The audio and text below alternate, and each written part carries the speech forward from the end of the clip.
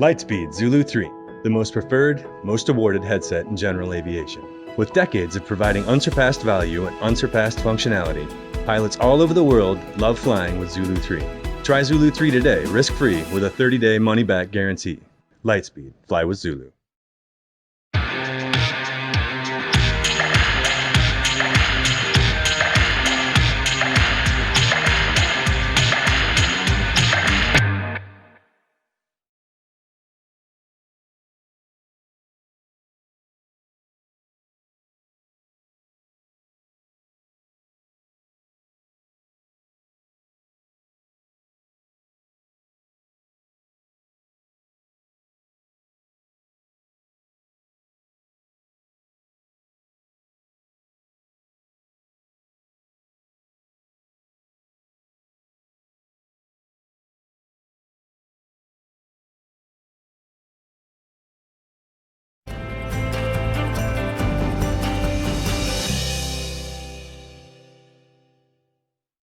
Well, hello and welcome. I'm John Waters, call sign Rain, the former F-16 demo pilot for the 2017, 2018, and just a little bit of the 2019 season. I'm excited to be a part of EAA Spirit of Aviation Week. I'm joined with our current ATC demo pilots. Before we introduce them, I would like to give a shout out to Steph Strickland for putting this all together because we are spread across the country. And as you can imagine, it takes a lot of effort to coordinate all these moving pieces. So, Steph, thanks for putting this together in EAA as well. Before we get going, I think the way to do this is let's go reverse order, oldest to youngest as far as platform. So, ShIV, if you would take it away and give everyone just a little elevator pitch of who you are and what you're doing. Well, I'm Major Cody ShIV Wilton. I'm the A-10 demonstration team pilot currently. I am currently on leave, hence the casual outfit and hanging out in my in-laws' basement. But getting ready for this show season to hopefully kick off. But currently I'm the 2018, 2019, and then whatever remains of 2020 demo pilot. Awesome. Thanks, ShIV. TORO, I think you're next up there. If you tell everyone a little bit about who you are. So I'm the current F-16 Viper demonstration team pilot. I took over for Rain last year after his little bit of 2019. So I got most of last year, some of this year, and then signed on for another year. So I'll be doing this job for the 2021 season as well. Now then busting right into the 5th gen with CABO. Hey, how's it going, everybody? My name is Major Joshua CABO Gunderson. I'm the F-22 Demo Team Commander and Pilot, and this is my first season doing the demo job. And we're based out of Langley, Virginia, and hopefully this year or next year, and then we're kind of in the same boat as TORO, and maybe do a 3 years. Who knows? We're kind of just waiting to see what shakes out of this year. Awesome, thanks. And finally, last but not least, but BEO flying our newest 5th gen fighter, F-35. BEO. Yeah, hey everybody, Captain Kristen Wolfe, so commander of the F-35A demonstration team. My first season as well, and then our first season having the team at Hill Air Force Base with the F-35. So everybody on the team's brand new. So we're looking forward to whatever's left of this 2020 season and then 21 as well. Awesome, thanks. So it's exciting to have everyone here to talk about demo. Obviously, 2020 is a crazy year, and we're going to discuss that a little bit later in the discussion. But I would like to begin with ShIV and kind of talking about the importance of demo and why we do it. I've transitioned to the reserves, and now my job is to tie recruiting, demo teams, and air shows all together. But ShIV, can you kind of tell us why does the Air Force spend money, and why would we put so much time and energy behind demo teams?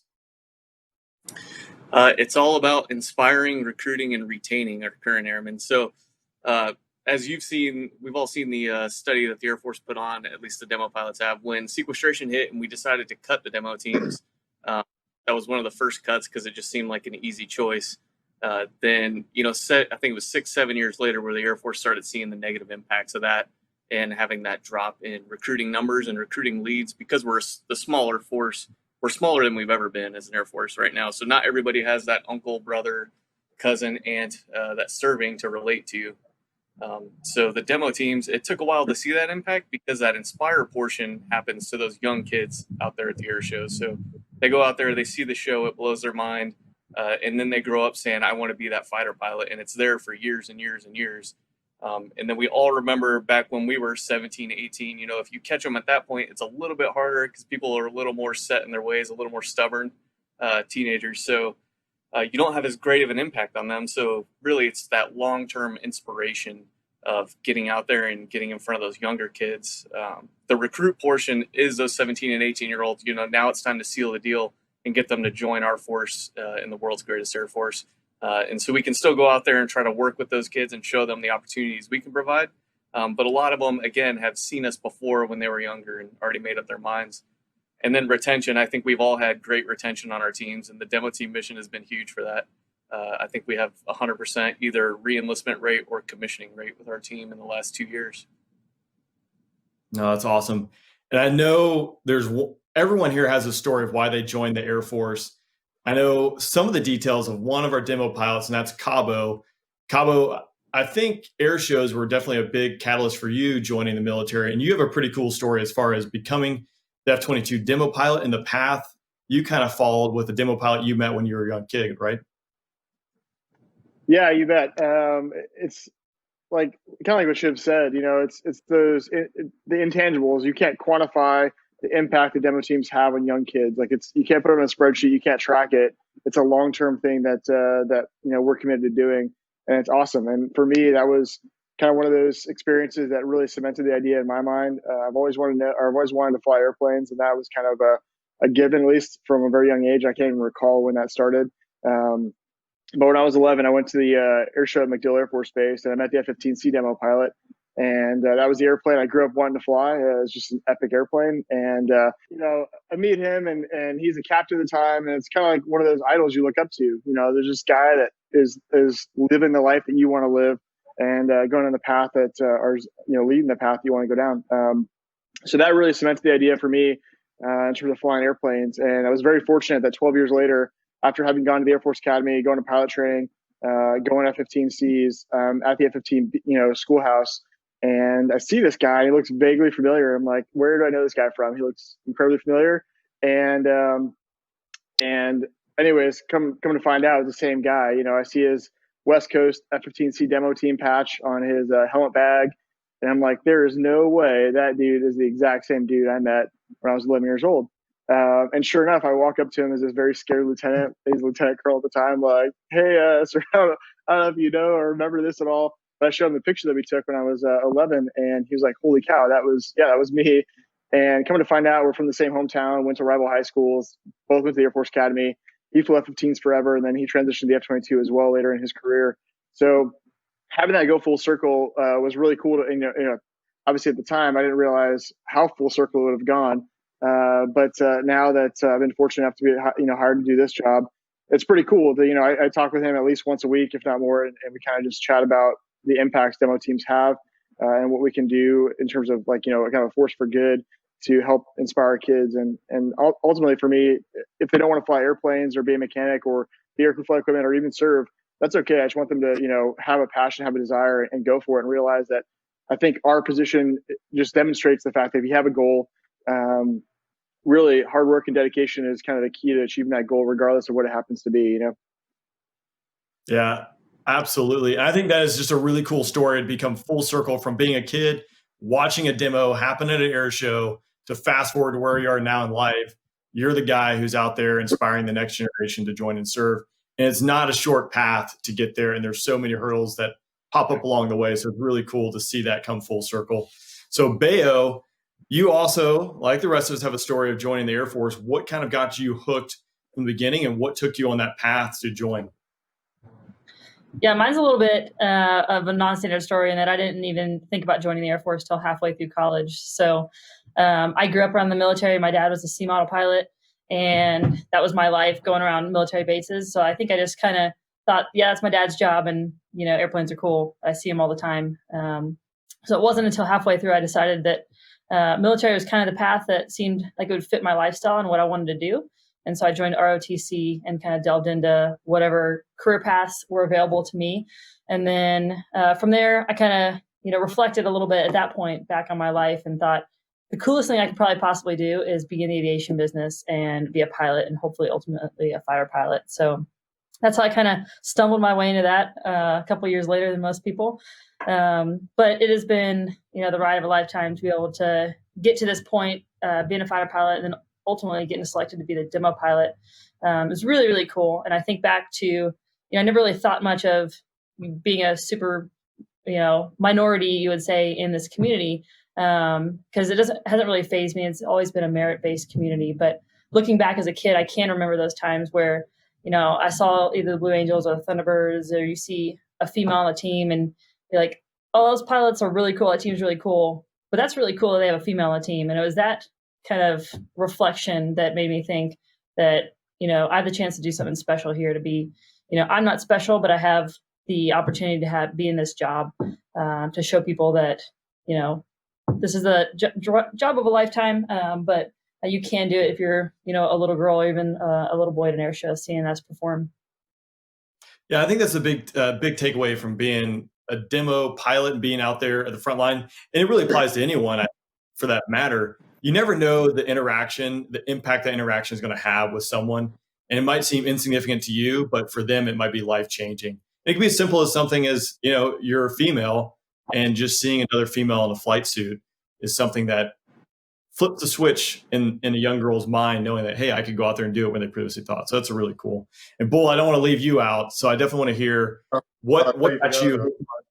Yeah, I just put a sticker over his window there. So no, what got you in aviation to go become a fighter pilot?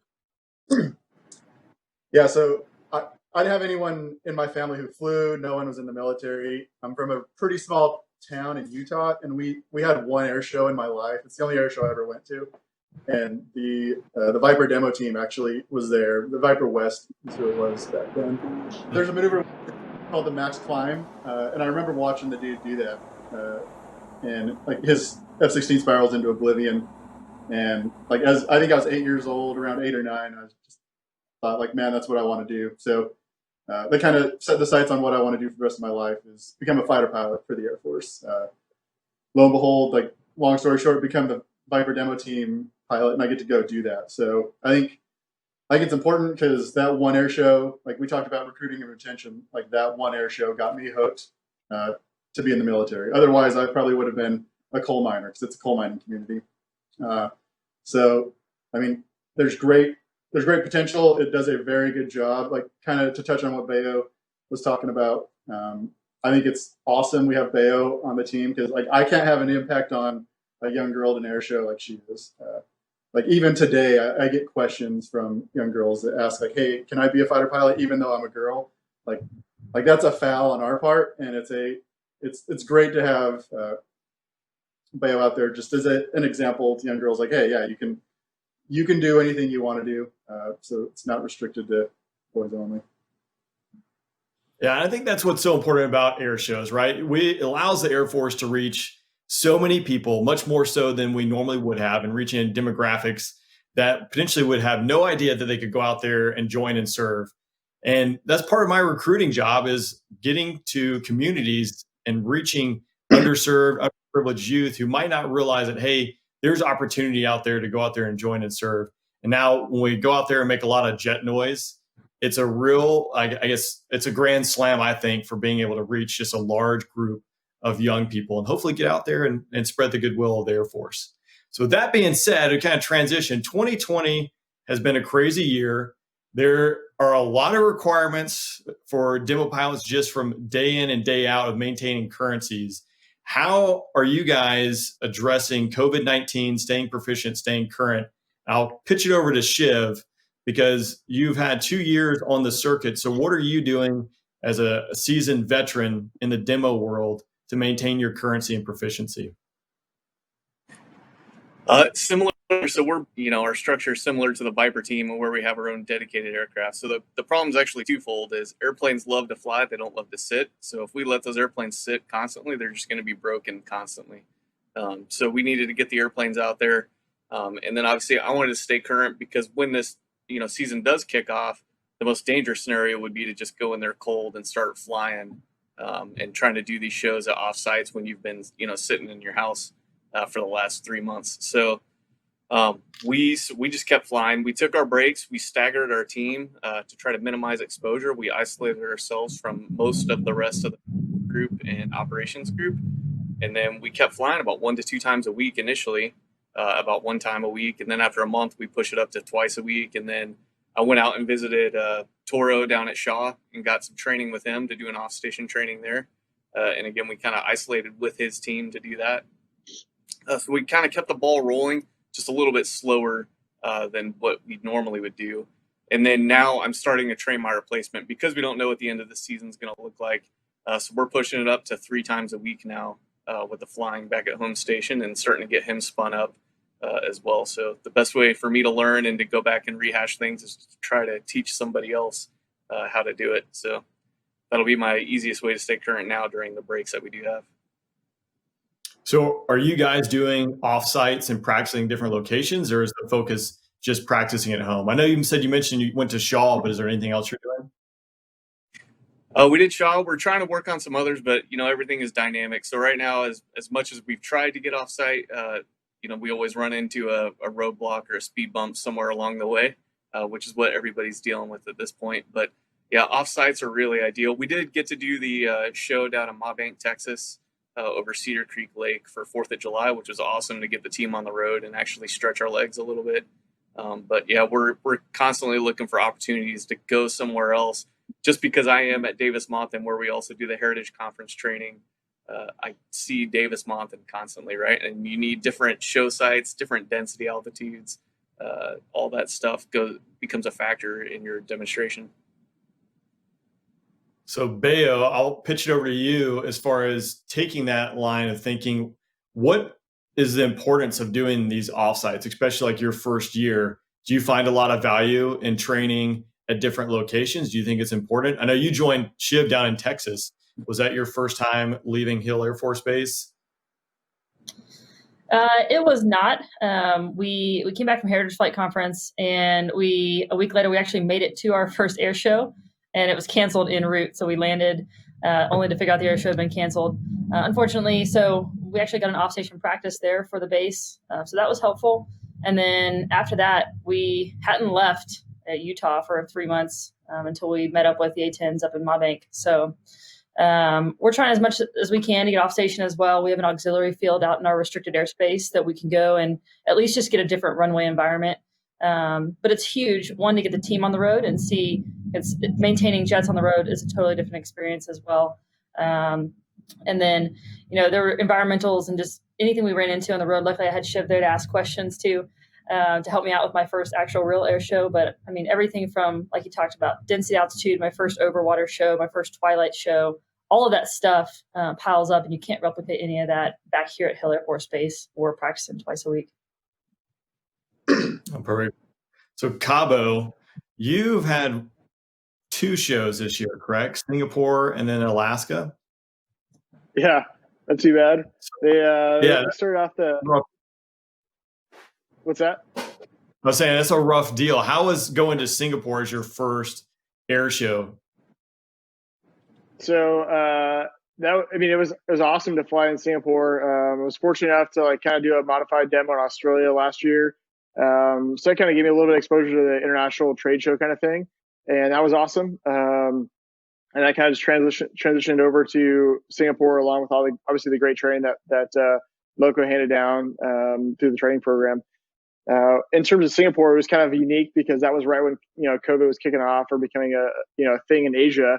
So we land, and I check my work phone. I get an email from the aerial events planners asking me when I'm leaving America for Singapore because they may hold me in America instead.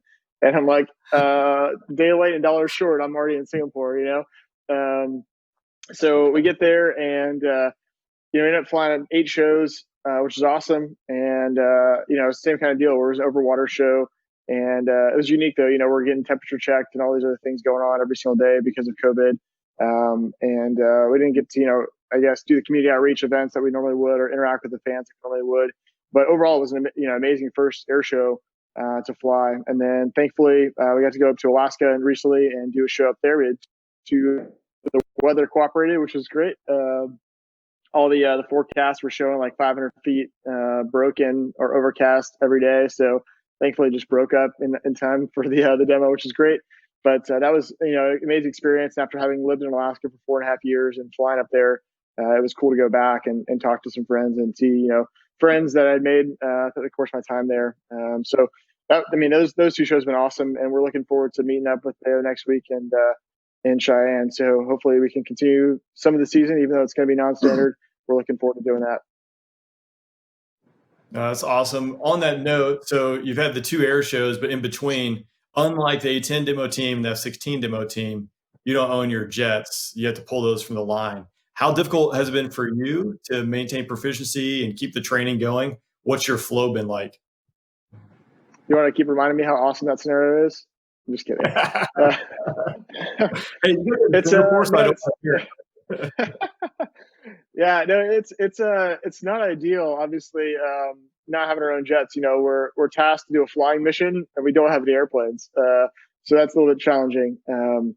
The units have been helpful though. We're getting about 1 practice a week or so, and what's been really awesome is the fact that we have some heritage flight partners that are in the local area. At least when I say local, I mean close enough to fly here, and we're able to do some heritage flight practices with them as well. So a lot of training with the Mustangs here at Langley. We've also done some things. The Thunderbirds were here a couple weeks ago to do some off-station practices, and we actually kind of shifted. Even though we use Langley Air Force Base, we shifted the location on the field in terms of show center, corner markers, things like that. So trying to keep it different and try to practice some of those skill sets at least that we can here at home station. But yeah, when we go to those high density altitude shows and doing things at different locations, like Beo said, you can't replicate that at home station. And I don't think unless you've done air show stuff, I don't think you can appreciate the risk that goes into flying at different locations and the different environmentals, different hazards. They could be towers, they could be all sorts of things. So that'll be good to get back on the road and practice those skill sets. Absolutely. Again, it's just a crazy year to see what is happening. Every facet of life. So I know everyone's looking forward to hopefully 2021 and a reset back to like-normal. So TORO, you do own your own jets, unlike our 5th gen brothers and sisters. You painted one of the jets, and I can fully appreciate the difficulty level it went into getting that through. Can you walk through how that happened and what you guys had to do to make it all come together? Yeah, I'm just sitting here looking at my 3 jets, so it's really nice. I'll probably just go hang out with them a little bit later, but Rain, last year we tried to get a small thing changed on the jet, and it took an act of Congress almost. So this year we just had the support of our leadership. So Colonel O'Malley, Maestro, he just left, Brigadier General now, but he approached me. He said, "TORO, let's paint a jet." And I was like, "Okay, this is kind of what I'm thinking." He's like, "Nope." He's like, "Go full out, no restrictions, do whatever you want to do." So he left it up to us to design it. So which is what we did. Me and a couple of the guys on the team just sat down and kind of came up with some ideas of what we want it to look like. So we wanted it to still say subdued somewhat. We wanted it to look cool. We wanted it to look mean. And this kind of what we came up with was a snake scale pattern, because we all call it the Viper anyway. So we might as well paint it like a Viper. So we went through a couple iterations. Our paint barn, our corrosion guys here at ShIV did an awesome job. We worked with them pretty closely to get the design done. And we gave them a template, then they kind of took a little bit of artistic license and made it their own. So it turned out really well. We're really happy with the results. COVID definitely threw a wrench in the system there for a while. So we had to shut the paint barn down, and they were coming in shifts, and different people, different visions, trying to figure out how to get this aircraft painted. I'm actually just looking at it every time I'm talking about it right now. So, but it turned out well. We're really happy with it. Looking to get another one painted for next year.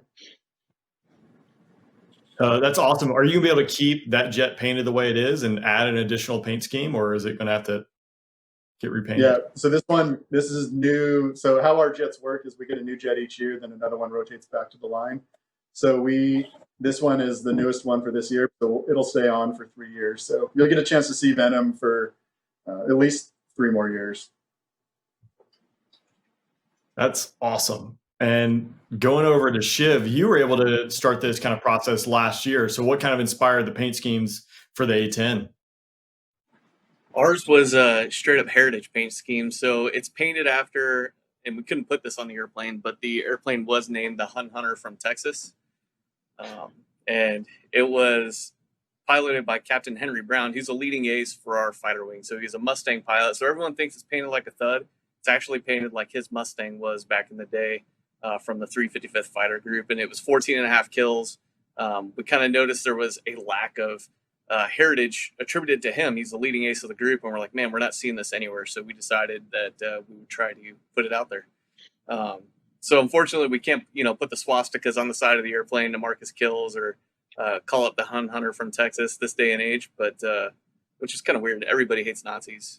I don't get it, but anyway, that's where it is. So we went with the straight heritage scheme, which it's been a huge morale booster, mostly for the base. If there is a static display on the base, if there's a change of command ceremony, you name it, they're calling us up to try to borrow the airplane.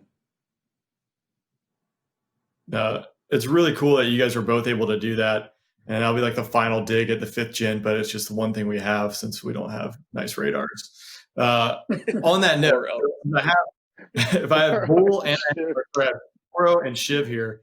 So I know as a demo pilot, I always got called out for Viper versus saying Fighting Falcon. So the official name of the F-16 is F-16 Fighting Falcon. But everyone who's flown it and worked on it calls it the Viper.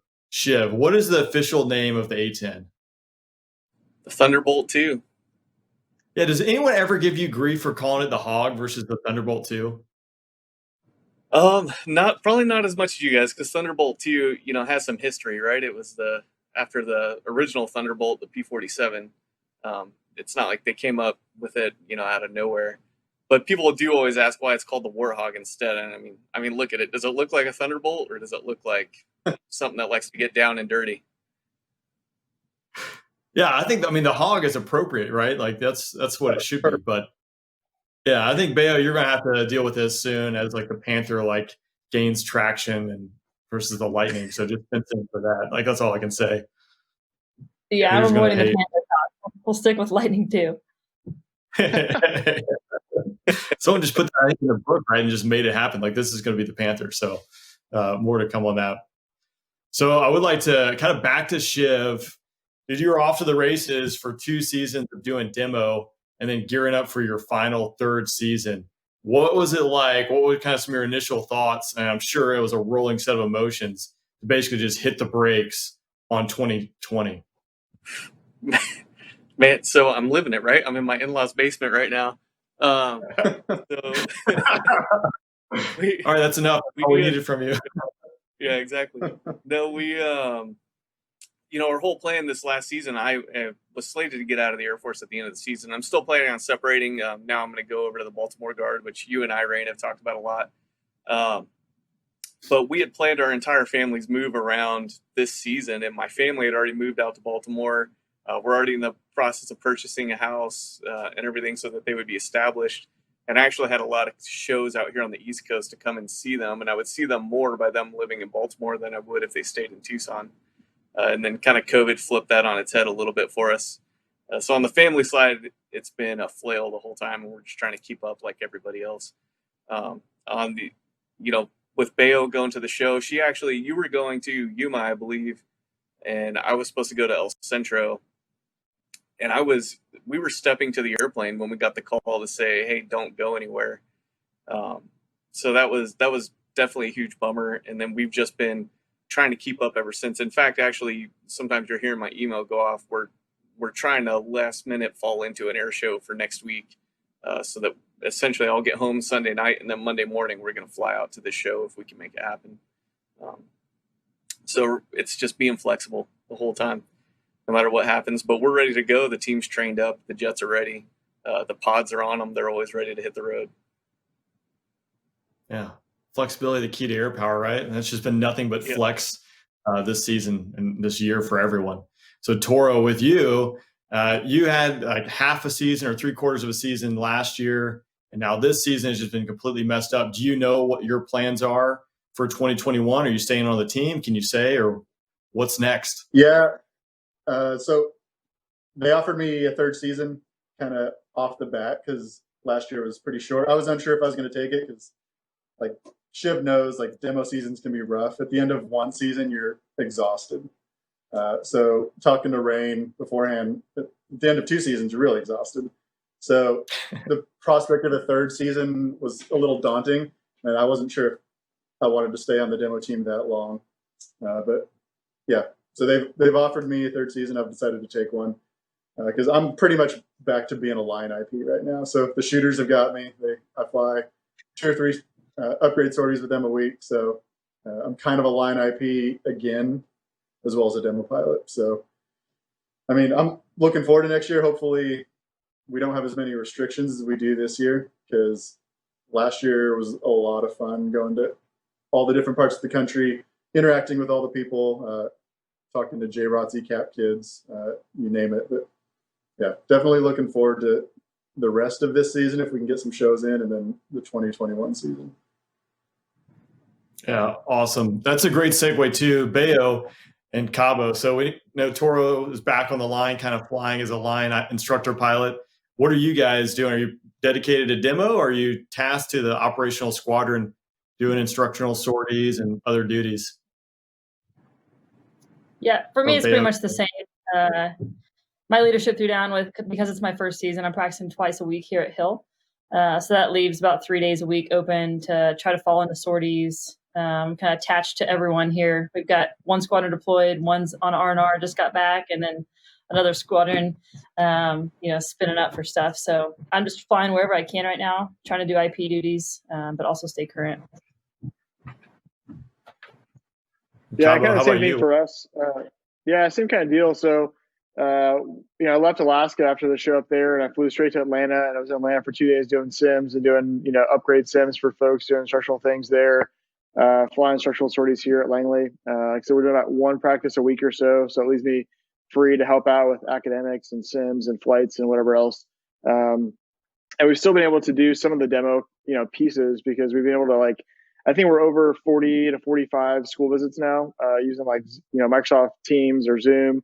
I've talked to over 1,500 people in the States and abroad. We talked to folks in Brazil and, all over. So it's been really good to be able to do that. And it's kind of interesting because we thought that, obviously COVID has absolutely crushed our flying abilities in terms of air shows. But it actually opened up an opportunity for us to find new ways to, do the community outreach events and kind of reach people. So that's actually been, we've talked to way more people than we probably would have, by this point in the season, had we been traveling. So even though we can't fly, we're still trying to find ways to do that. And that's been rewarding. It's been tiring. We've done, there was a point where we did 4 in one day, and it was just like, holy cow, that's a lot. But like you touched on before, Rain, it could be just one kid that you talk to, that you connect with, that is inspired, that has a desire now to achieve whatever goal they happen to have. And I kind of just remind myself, like everybody else here, reminds themselves of that one interaction could be a determining factor in some person's life, and so that's been cool. But aside from that, yeah, just working to try to, what ShIV said, sticking with the, trying to roll with the punches and deal with the flail of shows are on, shows are off. We got our draft schedule 2, and then within the last 3 days, 3 shows have already canceled. So it's kind of just it's almost like a full-time job trying to keep track of what we're doing, what we're not doing anymore. Yeah, it's just a crazy year. And I know the flexibility part is something you guys are really good at, but it's tiring, at the end of the day. So when you're managing all those different aspects, I have seen on Facebook and social media, CABO, you doing lots of Zoom conferences and things like that with kids and schools, which is really cool. I think a great tool to go out there and engage the community in this weird and unique and new environment. So hats off to you guys for doing that. I know it's definitely going to help move the needle when it comes to inspiring. So BEO, I'm kind of curious too, with just the day in and day life of an F-35 pilot and a demo pilot, what that blend looks like as far as, are you showing up every morning at 8 a.m. and leaving at 5 p.m. or what is a day in the life of, what's an average week look like? Standard fighter pilot life, it's different every single day almost. I'm going to go sit top 3 for 5 hours after we leave this call. So I'm still doing ground duties in the towers and top 3, trying to do as many IP duties Like we've got a bunch of new lieutenants in the squadron, so trying to fly with them, do sims with them. On demo days, I try to schedule my demos not in a local flying window, just so I'm not worrying about shutting down the airfield when people are trying to take off or land. So that time is so flexible. It can be 8 in the morning all the way to like 5 p.m. at night. So bottom line, it's so flexible when we're trying to interweave all those Zoom calls and Civil Air Patrol squadrons and talk to people, because that ultimately is our job, to get out there and recruit and inspire people. And social media is a great tool for that, because just like CABO said, you go to an air show and that's one small location of whoever's able to attend sees that and maybe gets to interact with you. But social media is a way to interact with people in California, so many different states, with just 1 hour Zoom call that you may inspire somebody to ultimately join. Cool. And just real quick, for those who don't know, top 3, what is that? You also can allude to the good deal that being a SOF is and what a SOF is. And those are additional duties for fighter pilots. Yeah. No good deals. Top 3 is basically catch all. I call it the secretary of the fighter squadron, just sits there and answers the phone. And bottom line, they basically manage the flying operation for, getting the tail numbers for the pilots, stepping them out the door to their jets, helping them work through any issues, reading the checklist, backing them up. And then, once they get back in the building, talking about the jet status and ultimately sending end-of-day reports, backing people up on weather and NOTAMs and all that. So it's a catch-all, but not a good deal. Yeah, not a good deal. It's like the supervisor of flying, being in the tower. Like, it's a break even at best. Every decision you make is usually they make you stand in front of your bros for making a poor decision, or stand in front of the boss for doing it. But yeah, there's lots of other stuff that's going on a daily basis. It's not just hop in the jet, fly it, and be done, which would be awesome. It'd be the flying club, but not quite there. So ShIV, over to you. Kind of curious about demo and the breakdown between you and the safety observer. Can you talk about what the safety observer role is, what that looks like, and what they're doing, how important they are? Yeah, so the safety observer, obviously it's an integral part of the team. He flies the spare aircraft out to the show, and then he is on the ground for every demo that we fly. So we hook him up with the radio, and he is my liaison to the ground, and he's my only liaison to the ground. So typically at the air show, you have your air boss, you got a narrator that might be in on a radio, and all these folks. What we're doing up there is extremely dangerous, and we don't want people chiming in at the wrong time. So a safety observer, he's another A-10 pilot. He's trained up via a training program that we have, and he knows exactly what I'm doing when it's a good time to talk to me, when something matters, i.e., there may be birds out there that he sees. Well, he knows my maneuvers. He knows if they'll be a factor and whether he should tell me that there are birds there or not. And if he does tell me, then I know they are a factor and I need to do something to mitigate that risk. Same with maybe traffic coming in the TFR or traffic on the outside of the TFR. Sometimes you get air bosses that want to give you too much information, and that's a lot to process when you're coming at the ground at 10,000 feet per minute, 90 degrees nose low.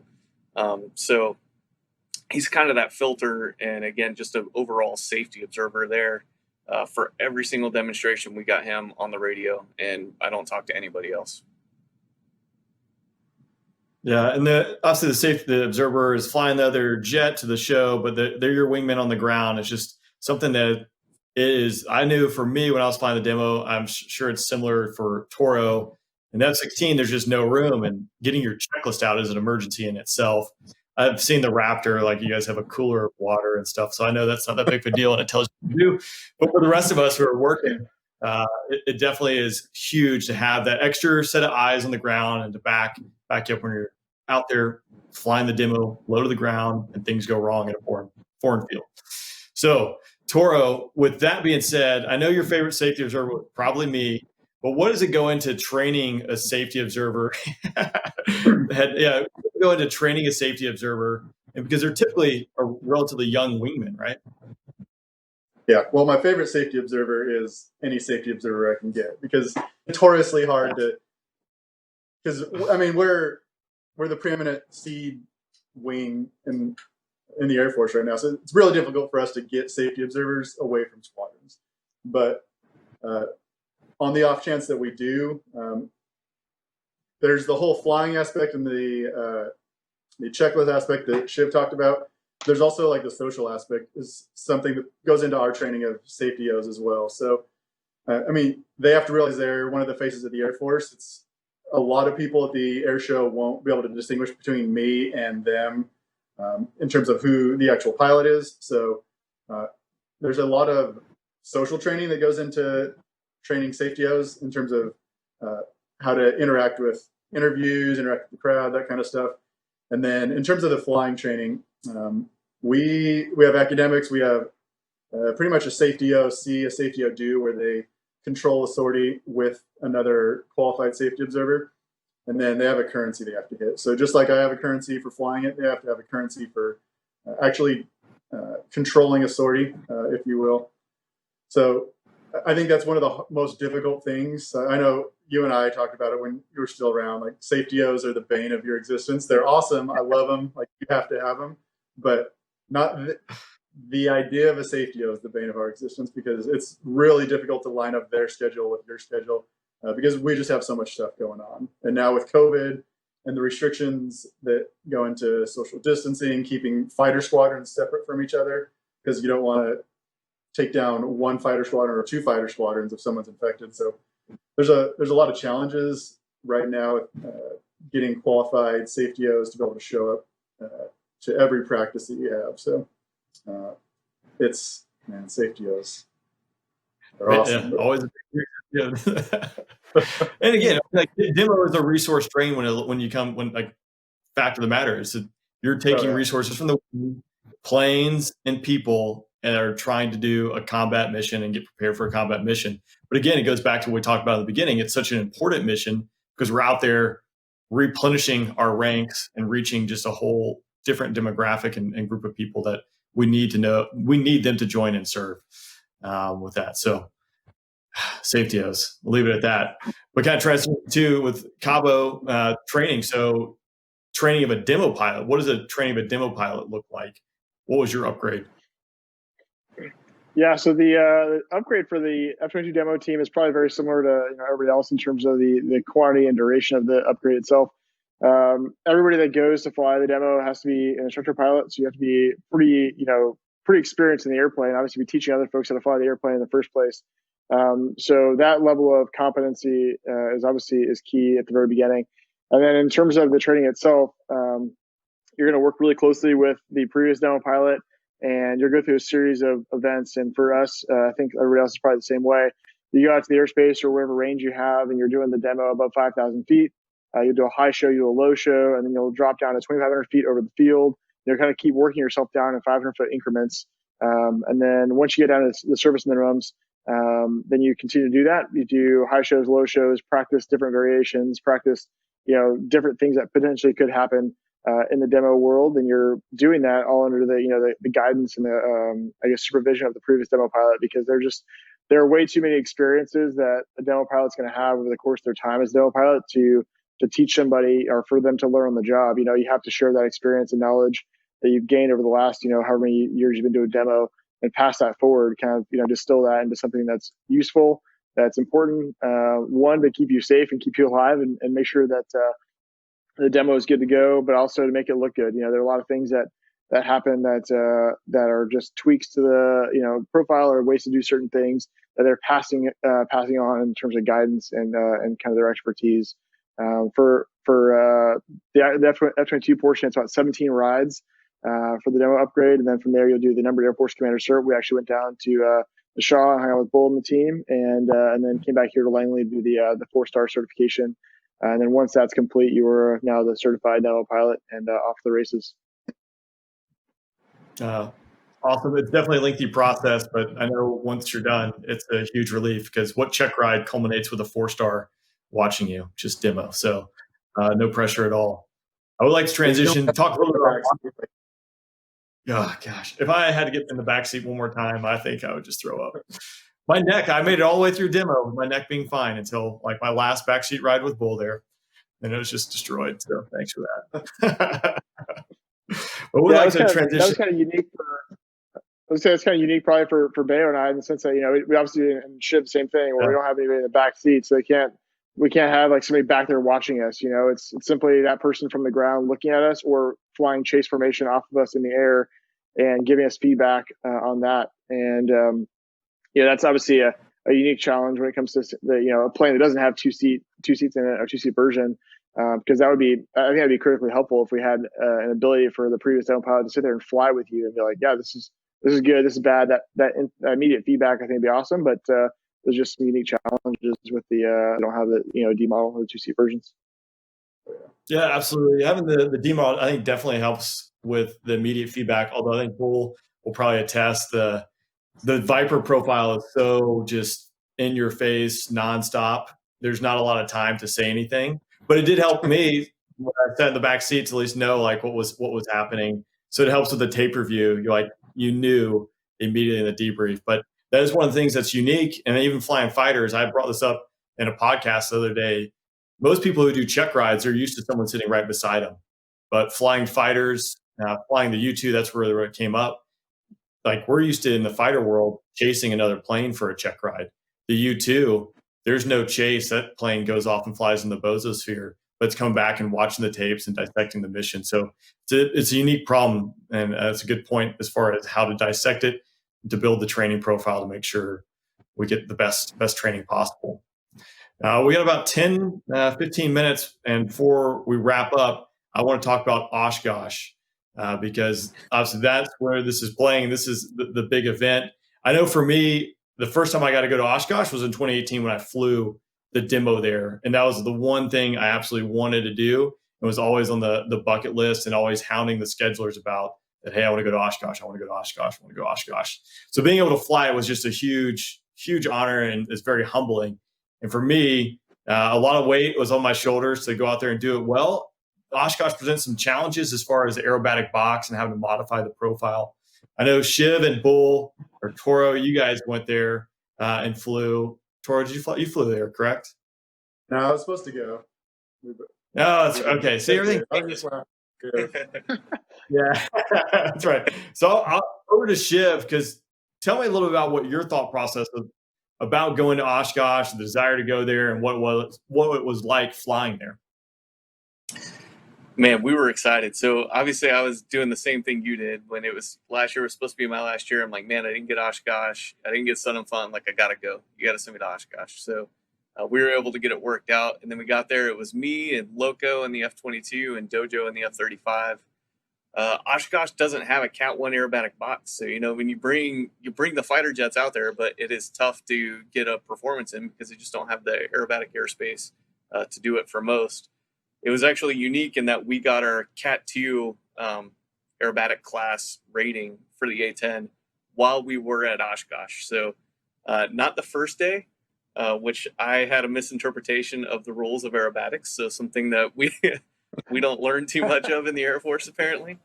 So that went well with the FAA all there. But we got it sorted out. And by the next day, we actually had gotten the aerobatic class changed of the A-10 to Cat 2, which means we could perform on a 1,000-foot line. So we were able to do our full aerobatic demo there. The one thing I'll say, we went there, and I was so excited to fly and perform for all the people. We were flying twice a day most days between heritage flights and demos and mixed formations. I think we had one day off.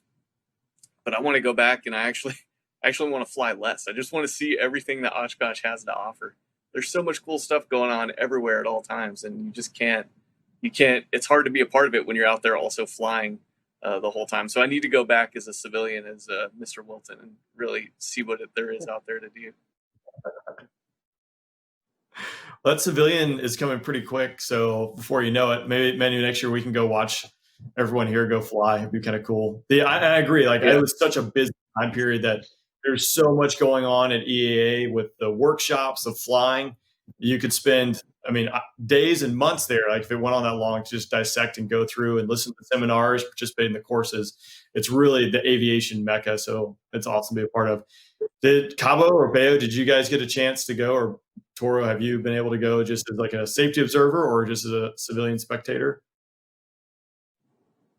I went one year when I was in the Raptor just to pick up a jet. I got to be there with Taboo Cummings.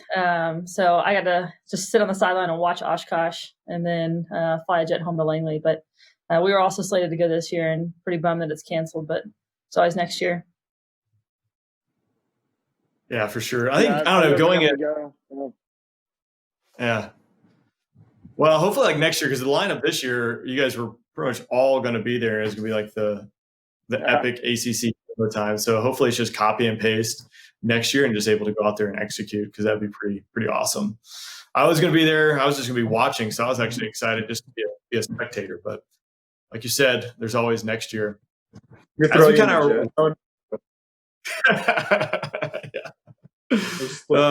of yeah, exactly. Right.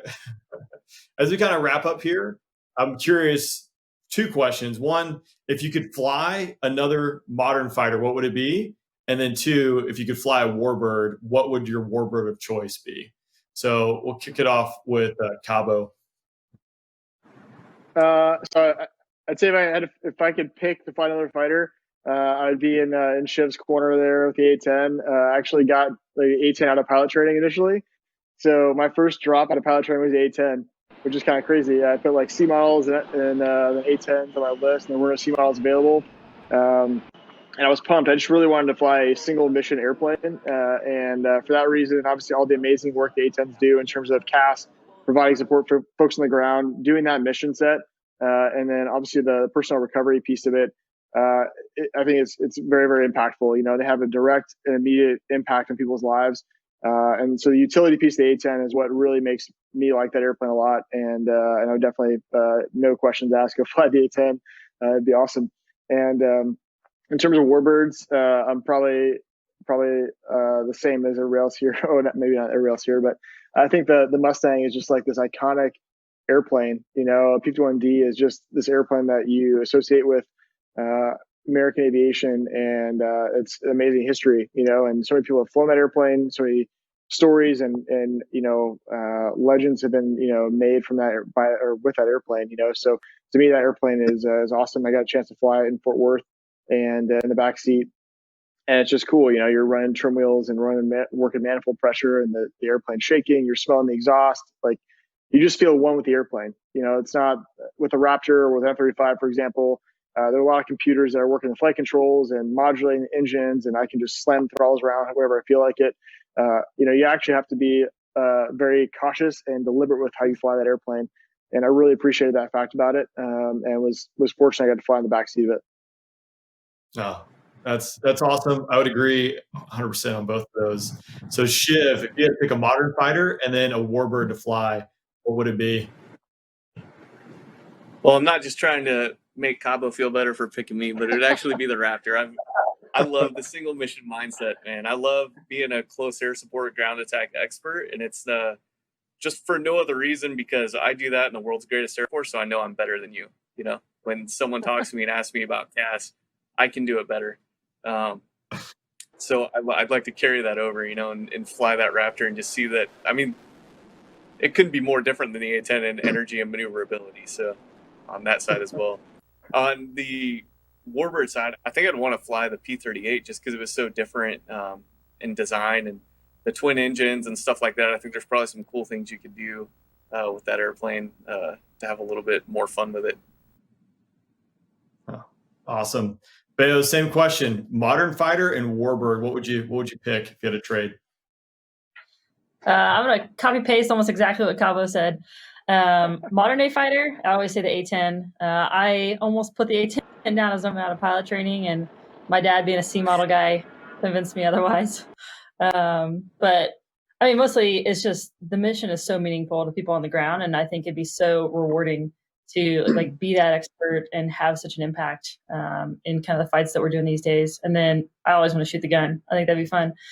So that'd be my modern day fighter, and then the warbird, getting a backseat ride in the P-51 with B.A. Anders kind of sealed the deal for me. Just seeing how maneuverable and powerful that jet is, and also that it is, you know, exactly like CABO said, they are actually working versus in the F-35. I don't do any work to fly that airplane; it almost flies me around. So to be able to fly that, and then not only do that, but back in the time frame that the guys were doing that, flying those very unique missions, that would be really interesting to see if I could go back in time and do that. Awesome. Finally, last but not least, TORO, aka Bull. What would your 2 planes be? I mean, modern day fighter, I'm going to go with a Viper with an ESA radar because, let's be honest, that's a completely different aircraft. Yeah. But if I really had to choose something, I think I'd go like a different route, like a Super Hornet, something along those lines, just a completely different, launching from a carrier, landing on a carrier. I love the multi-role mindset. So I think that's what I would choose. In terms of historic fighters or heritage, I got to go with ShIV, the P-38, just what that thing did in the Pacific. And getting the chance to fly next to it, I'm always looking forward to flying with the P-38s out of California. So I don't think you can beat flying against that twin engine beauty. So that's what I would go with. No, I mean, I would say, it says Mike Goulian, the Hornet is cool, but again, when you land on the ship, you're stuck on the ship. So just food for thought as you go Just back once. and pick. I just want to do it once. Done. Well, awesome. I would like to thank all of you joining today. You guys are awesome. I hope 2021 gets back to normal. Hopefully 2020, we can get a few more shows and you guys can get out there and inspire the next generation. Thanks for the time today and participating in EAA Spirit Week. It was awesome to catch up. I look forward to seeing each one of you fly, most likely next year when I'm back out on the road as a spectator in the air show world. But again, thank you for joining EAA and the Spirit of Aviation Week.